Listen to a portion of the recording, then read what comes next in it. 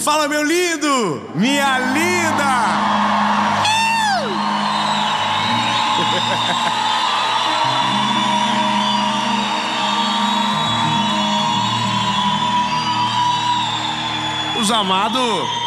Os amados não cansam. Olha, será quem que foi mais animado? O povo de sexta ou o povo...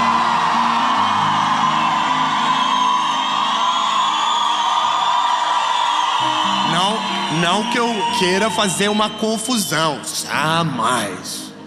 Mas eu acho que ganhou. Mas olha só, a gente vai para uma mensagem que é uma das grandes dificuldades nossas. Entender que, sim, Deus também fecha portas. Na nossa cabeça, muitas das vezes Deus só abre. Quem fecha é o time, né? Não é verdade? Então tudo que dá errado a gente diz, foi o diabo. E às vezes o diabo não tá nem, nossa, não tava nem sabendo. E a gente bota na culpa e Deus falou assim, não, esse crédito é meu. Fui eu que fechei a porta. Fui eu, e não tenta abrir. Não tenta abrir. Não força a barra, eu fechei. O que eu fecho ninguém abre, e o que eu abro ninguém fecha. Calma que nós nem começamos. Até porque outrora temos aquela parte onde eu preciso publicamente me humilhar a vossa senhoria que está aí do outro lado no YouTube assistindo essa mensagem. Curte o vídeo, curte, comenta, compartilha. O povo que desistiu das plaquinhas, onde tiver uma plaquinha levantada, filma os irmãos da plaquinha. Muito obrigado, os irmãos são pagos pela série a partir de agora. Então curte o vídeo, comenta, compartilha, manda para todo mundo, compartilha, é isso. Se você ainda não é inscrito no canal, se inscreve. Falta muito pouco para a gente alcançar a marca dos 10 milhões de inscritos. Falta bem pouquinho. Sim, coisa assim de 1 milhão e tantos. Oh meu Deus, que tanto. Mas ainda em 2023, se Deus quiser, nós vamos fazer uma festa. Pegar um estádio aí, fazer uma confusão, nós vamos celebrar. Fechou? Mas tem que... Não, top. Então se inscreve, ativa o sininho e bora pro vídeo.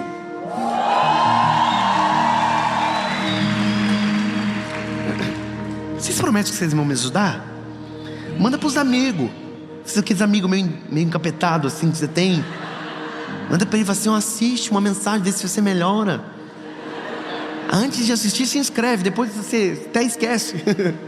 Amém? Mas faz, manda isso. Pega a Bíblia sua, por gentileza, e abra Apocalipse, capítulo de número 3, versículo de número 7. A gente vai ler uma carta à igreja de Filadélfia, mais precisamente a parte B do versículo. Diz o seguinte: aquele que tem a chave de Davi, que abre e nenhum homem fecha. Aleluia. E aquilo que fecha, nenhum homem abre. Oh, aleluia. Vamos de novo.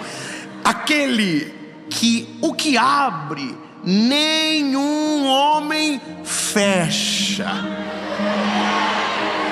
Mas o que ele fecha, nenhum homem abre.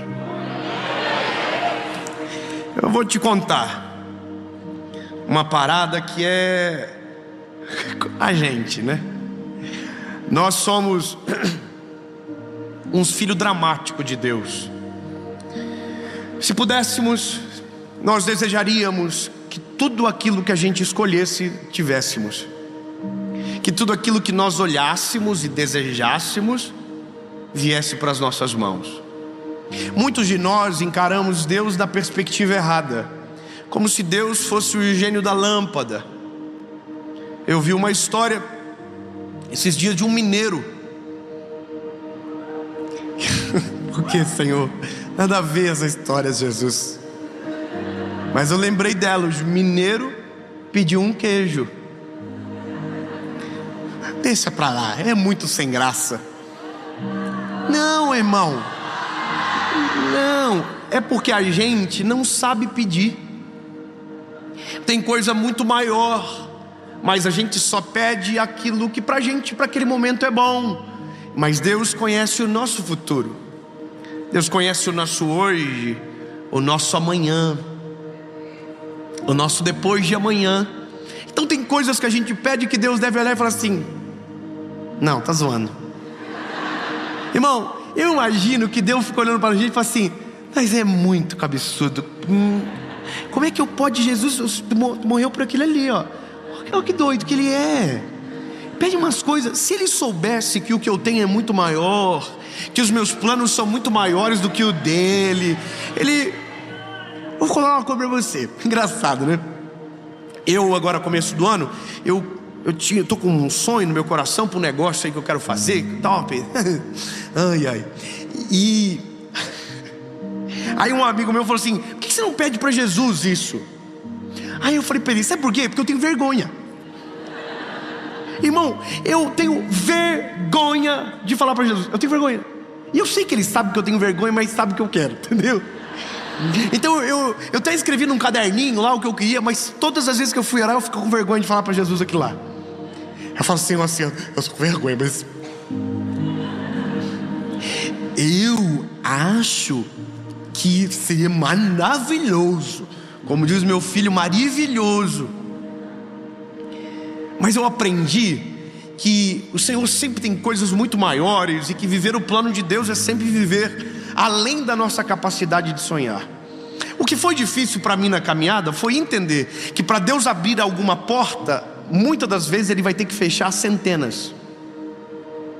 E aqui mora o que nós chamamos de soberania de Deus.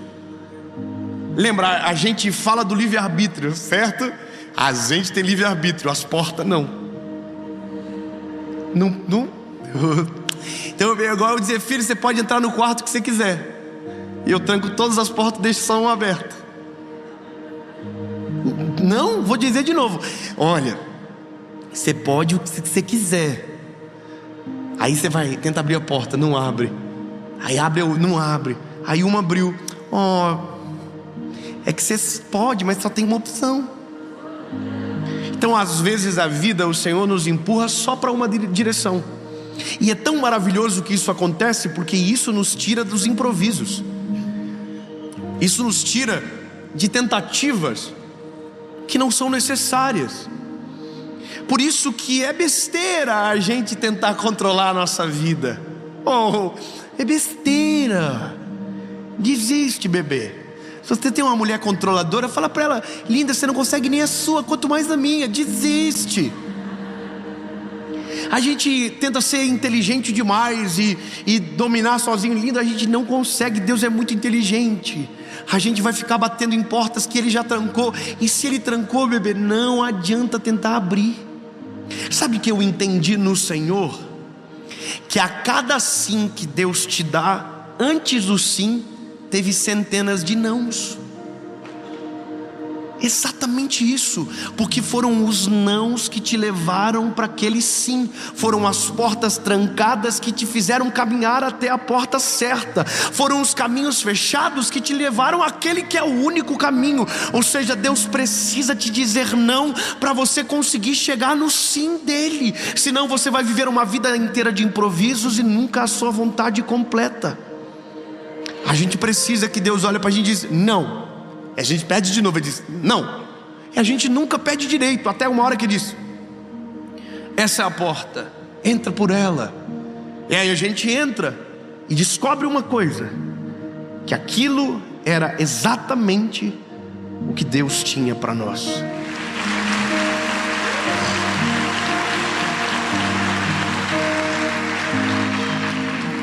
Eu sou muito fofoqueiro, minha esposa odeia isso, mas eu falo da vida pessoal. Amanhã é meu aniversário de casamento, amanhã.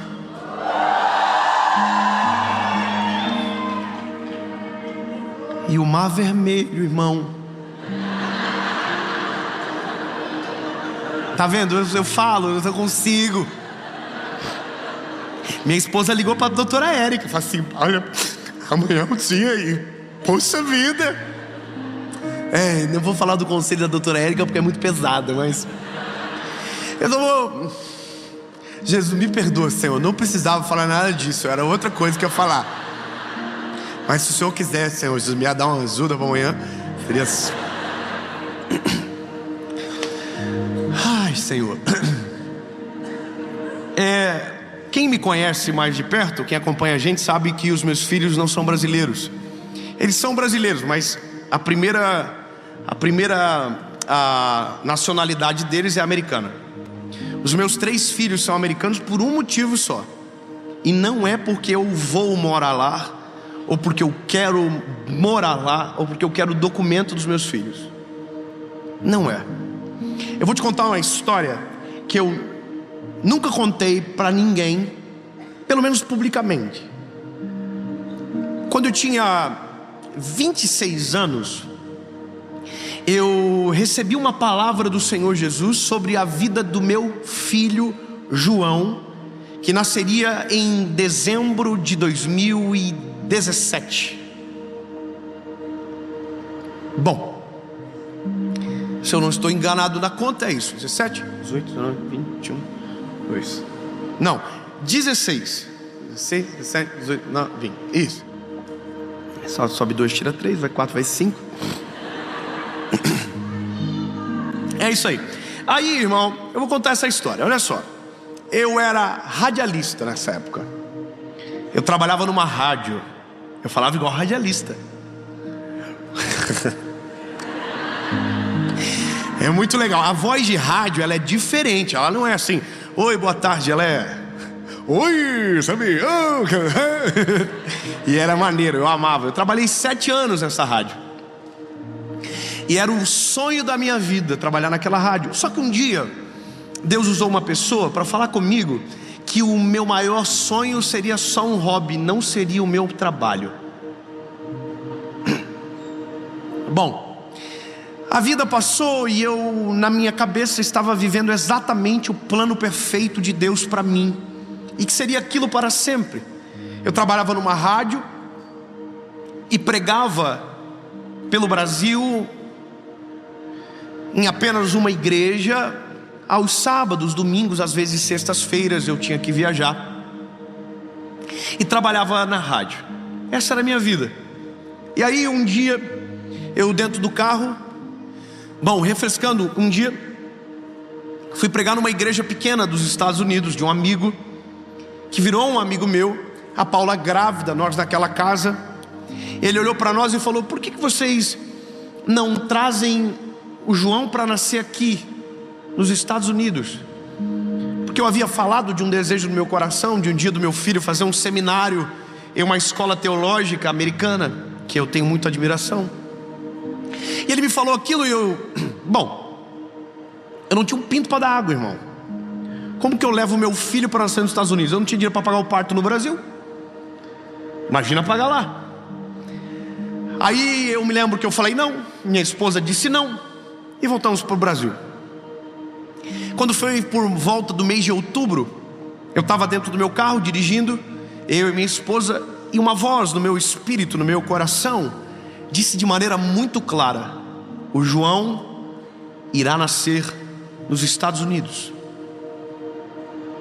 Eu comecei a chorar com aquela voz muito forte no meu espírito. Disse para Paula: amor, eu estou sentindo, eu acho que o João vai nascer lá. O que você acha? Ela falou: loucura, a gente não tem condição. Eu falei: mas lembra do pastor que disse para nós que nos receberia e nos ajudaria para que o nosso filho nascesse lá? Aí ela falou: bom, uma coisa é convidar, outra coisa é receber, né? Não é verdade que a gente fala assim para todo mundo: vai lá em casa tomar um café. Mas tem gente que diz: não, tô brincando, não precisa. A gente faz a política da boa vizinhança, mas a gente não quer. Não, fica lá em casa. Dentro ele fala assim: não, brincadeirinha, vai pro hotel que é mais legal. E aí, irmão, tem gente que a gente quer mesmo, mas tem gente que a gente só, nossa, nem faz muita força. E aí eu me lembro que eu dentro do carro falei com a Paula: vamos fazer 3 provas com Deus. A primeira é ligar para esses pastores e sentir na fala deles se o que eles estão pedindo é verdade, se o que eles convidaram é verdade. O segundo é a gente ter a possibilidade de viajar, porque já é outubro. E a terceira é, se puder, os exames necessários, o período estiver perfeito para você ir. 3 provas com o Senhor. Primeiro, ligamos para o pastor por vídeo. Ligamos para o pastor e falamos para ele: olha, pastor, a gente está pensando de levar o João então para nascer aí. O que o senhor acha? Os dois começaram a chorar e falaram que as portas estavam abertas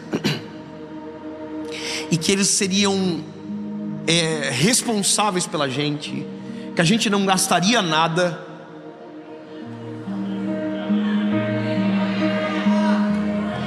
E até aqui tá tudo top. Então a gente desligou o telefone e agora vamos fazer os outros projetos, as outras provas. Fizemos a segunda e dava tempo, assim, dentro de 1 mês, todos os exames teriam que ficar prontos. A Paula teria que ir para os Estados Unidos. Só que eu tinha agenda até o dia do parto do meu filho, no Brasil. Resumindo, como fiz mais 2 provas, o Senhor confirmou as 2 provas com Deus que nós fizemos. A minha esposa embarcou num dia de manhã para os Estados Unidos, num dia à noite. No outro dia de manhã chegou, passou pela imigração. E qual era a nossa fala? Falaremos 100% a verdade.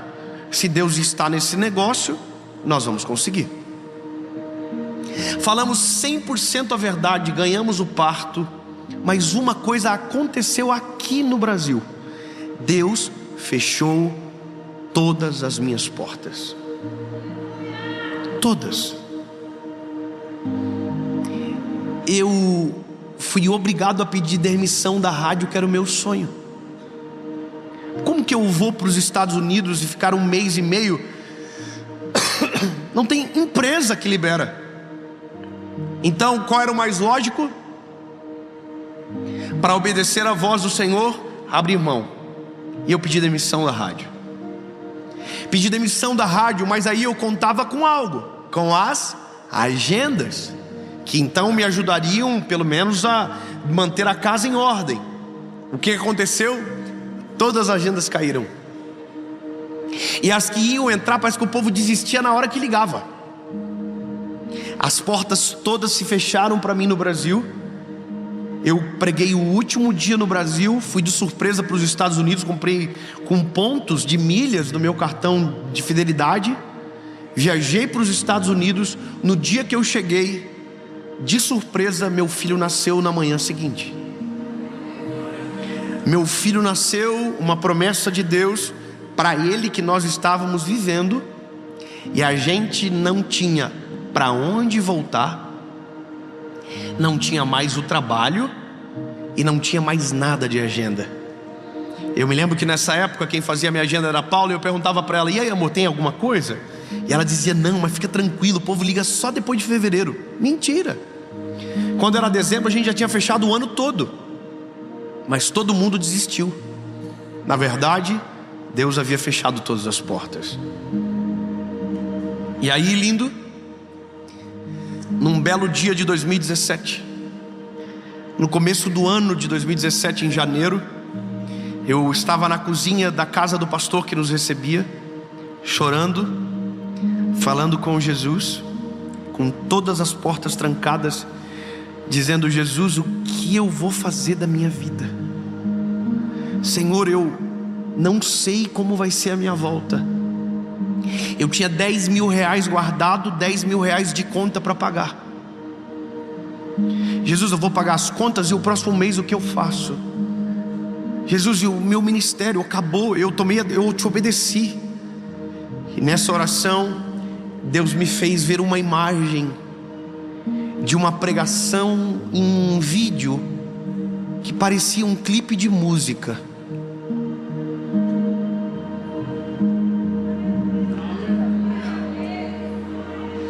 E aí Eu achei lindo aquilo que vi com os meus olhos, mas não completou nada no meu espírito. Havia uma outra família que morava na casa embaixo, era uma casa de 2 famílias. Fomos convidados para jantar. Quando eu desci, estava passando um clipe musical de um ministério chamado Cristo Vivo, do Davi Zulato. E eu me lembro que o clipe era em cima de um tapete bonito, com umas luzes de sarau assim. E o Senhor falou no meu espírito o que estava falando lá em cima. Eu olhei para aquilo e o Senhor falou para mim: é assim que eu quero.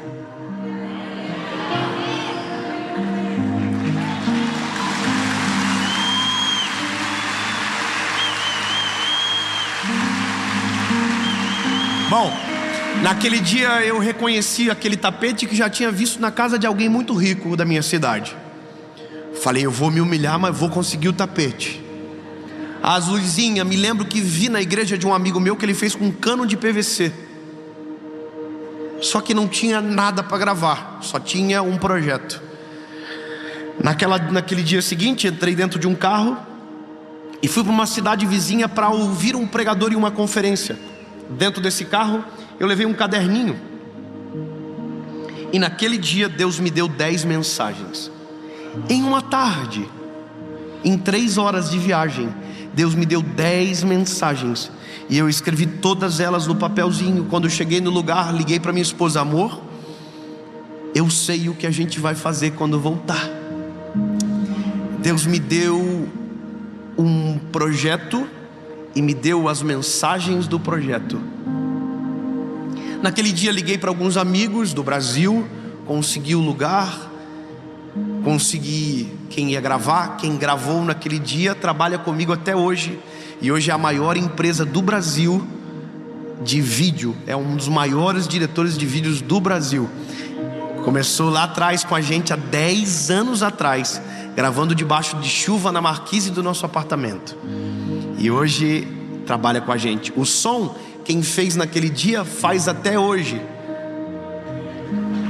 Trabalha com a gente até hoje. Quem tocou teclado naquele dia, toca até hoje. Ele só não está nessa série porque esse final de semana é a formatura da faculdade dele. Todas as pessoas naquele dia que trabalharam comigo estão até hoje, sonharam comigo.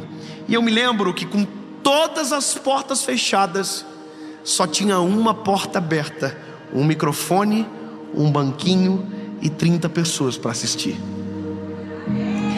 E eu gravei a primeira mensagem, chamado Decisão. Ai, lindo, você tem que ver o que aconteceu. Um mês depois, a gente tinha mais de 6.000 convites por mês. E a gente já não dava mais conta de atender o que Deus estava fazendo. A minha esposa rompia madrugadas respondendo gente no WhatsApp, a noite toda. Mas tudo começou com várias portas fechadas. Eu tenho uma palavra de Deus para você. Quando todas as portas se fecharem, ao invés de reclamar, comece a procurar a porta que Deus vai abrir. Não reclame das portas que se fecham e comece a ansiar pela porta que o Senhor vai abrir para você. E lembre-se, a porta que Ele fechou, ninguém tem poder para abrir, mas a porta que Ele abrir, ninguém terá o poder para fechar. Nem homem, nem circunstância, nem acaso, nem porvir, nada nem ninguém poderá frustrar os planos de Deus sobre você. A porta que Ele abre, ninguém fecha. Mas antes de uma porta se abrir, saiba, centenas precisarão ser fechadas.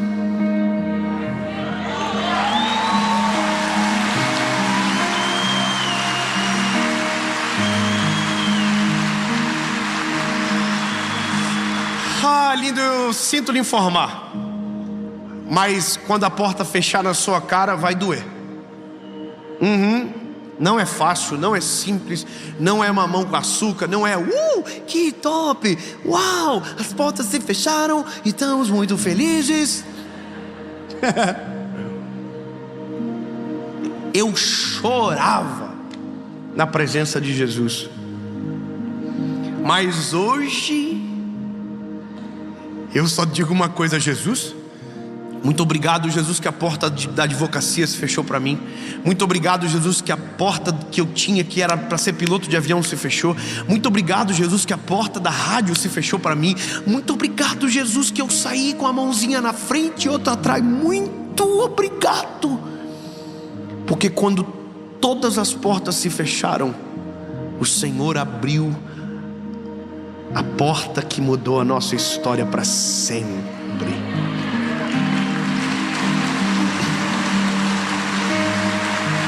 Então, lindo, deixa eu te falar, não reclama do emprego que se foi, não reclama do projeto que frustrou, não reclama da porta que se fechou. Começa a preparar o teu coração para a porta que Deus vai abrir. Em nome de Jesus, amém.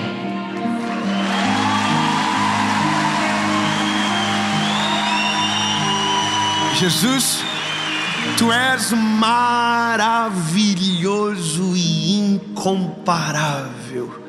Reconhecemos que não temos governo e que a Tua onipotência, onisciência, onipresença ultrapassa a nossa capacidade de escolha, e que as portas que o Senhor abre são infinitamente superiores do que aquela que sozinhos tentamos abrir.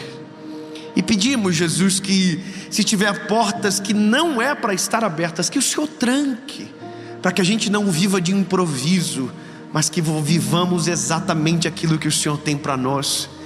E queremos entrar pelas Tuas portas, queremos viver a Tua vontade, queremos viver os Teus sonhos, em nome de Jesus, Pai.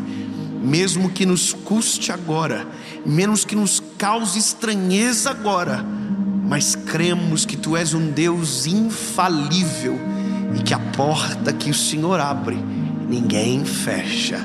Em nome de Jesus, amém.